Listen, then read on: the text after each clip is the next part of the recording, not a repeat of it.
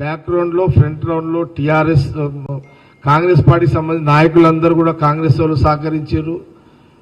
అసలు ఒక దశలో కేసీఆర్ గారు వెనుక తప్పుకుందామనే టైంలో కూడా కాంగ్రెస్ వాళ్ళు లేపారు మళ్ళీ. కానీ ఆ రోజు లేపిన దాంట్లో పెద్దలు జానారెడ్డి గారు ఉన్నారు, జయపాల్ రెడ్డి గారు ఉన్నారు, కేశవరావు గారు ఉన్నారు, డి శ్రీనివాసరావు గారు ఉన్నారు. ఎంటైర్ కాంగ్రెస్ పార్టీకి సంబంధించిన అనేక మంది, అప్పుడు ఉత్తమ్ కుమార్ రెడ్డి కూడా ఉన్నాడు. చాలామంది మన నాయకులందరూ, కోమటిరెడ్డి వెంకరెడ్డి కానివ్వండి, మా ఎంపీలు ఆ రోజు నా పొన్నం ప్రభాకర్, రాజగోపాల్ రెడ్డి, మధ్యాష్కి గౌడ్, రాజయ్య, వీళ్ళంతా ఉన్నారు కదా. ఒక సందర్భంలో కేసీఆర్ గారు కూడా ఉద్యమం ఇక తప్పుకుందాము అనే ఒక దశలో కూడా కేసీఆర్ గారు వచ్చేసిండు. ఒక స్టేజ్లో వచ్చిన క్రమంలో కూడా రాష్ట్ర విభజన జరగాలి, స్వయం పరిపాలన జరగాలి అని ఆ రోజు కాంగ్రెస్ పార్టీకి సంబంధించిన పెద్దలే కేసీఆర్ని మళ్ళీ నువ్వు నిలబడినైనా మేము వెనుక ఉంటాము, నీకు ఏం కానీయమని భరోసా ఇచ్చి మళ్ళీ నిలబెట్టారు ఆయనని. రోషయ్య గారు ముఖ్యమంత్రిగా ఉన్నప్పుడు కూడా అంత ఆ యొక్క ఏది రాష్ట్ర విభజనలో ఆ దీక్ష ఏదైతే జరిగిందో కేసీఆర్ది, అది కూడా కాంగ్రెస్ వాళ్ళే నిలబెట్టారు మళ్ళీ. అది అంటే నేను ఈ మాట ఎందుకు చెప్తున్నా అంటే, నిన్న ఒక మాట కేసీఆర్ రాహుల్ గాంధీ గారితో పాటు మా నాయకుడు రాహుల్ గాంధీ గురించి మళ్ళీ మీకు చెప్తా. కాంగ్రెస్ వాళ్ళకి అసలు ఇష్టమే లేదు తెలంగాణ అన్న దానికి నేను చెప్తున్నా ఇదంతా. అసలు కేసీఆర్ గారు ఉద్యమం నో డౌట్ ఉద్యమాన్ని స్టార్ట్ చేసిండు, ఉద్యమంలో నిలబడ్డాడు, తట్టుకున్నాడు, కష్టాలు పడ్డాడు, అన్నీ చేసిండు, దాంట్లో నో డౌట్.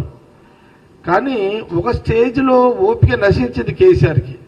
నశించి ఆయన డ్రాప్ అయిపోతున్నాడు. ఇక రోషయ్య గారు ముఖ్యమంత్రి ఉన్నప్పుడు డ్రాప్ అయిపోతున్న టైంలో ఇట్లా కాదు అని చెప్పి మళ్ళీ మా కాంగ్రెస్ వాళ్ళే పోయి కూర్చొని అతను కూర్చుని సీక్రెట్ కోదండరామ్ రెడ్డి అడ్డం పెట్టి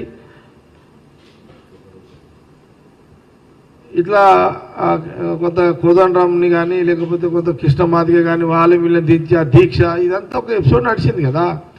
ఇదంతా బ్యాక్గ్రౌండ్ అంతా కథ కార్ఖానా అంతా కూడా ఎవరు కాంగ్రెస్ వాళ్ళే.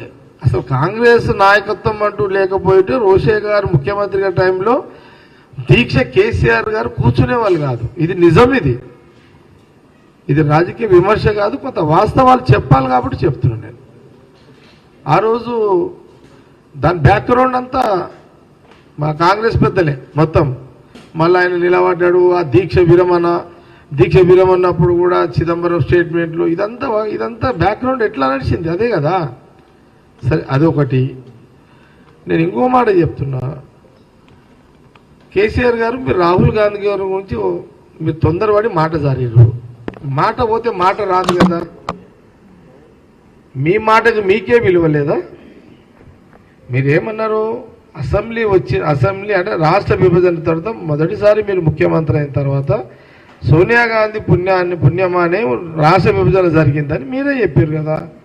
అంటే మీ మాటకు మీకే విలువ లేదా? అచ్చా, ఓకే. ఇప్పుడు నువ్వు రాహుల్ గాంధీ గారి గురించి ఒక మాట మాట్లాడినావు. నేను అడుగుతున్నా, రాహుల్ గాంధీ గారు ఆ రోజు ఇప్పుడు ఇదే కేసీఆర్ ఆ రోజులలో నరేంద్ర గారిని పట్టుకొని, అప్పుడు ఎంపీ టైగర్ నరేంద్ర, ఆయన ద్వారా ఢిల్లీలో పాశ్వాన్ లాంటి వాళ్ళం కానీ శరద్ పవార్ లాంటి వాళ్ళం కానీ ఈ కోఆర్డినేషన్ అంతా చేసుకుంటూ ఆ రోజులలో ఎట్లయితే ఏముంది సోనియా గాంధీ గారిని ఎట్లైనా ఒప్పియాలని ఆమె చుట్టూ ఆమె అపార్ట్మెంట్ల కోసం గంటలు నెల రోజులు వెయిటింగ్లో లేవా? అట్లంటే ఆ రోజు సోనియా గాంధీ గారు అపార్ట్మెంట్ దొరికితే చాలు ఆమె అపార్ట్మెంట్ దొరికితే చాలు అన్న కేసీఆర్ ఈరోజు రాహుల్ గాంధీ కుటుంబం అని మాట్లాడుతున్నాడు.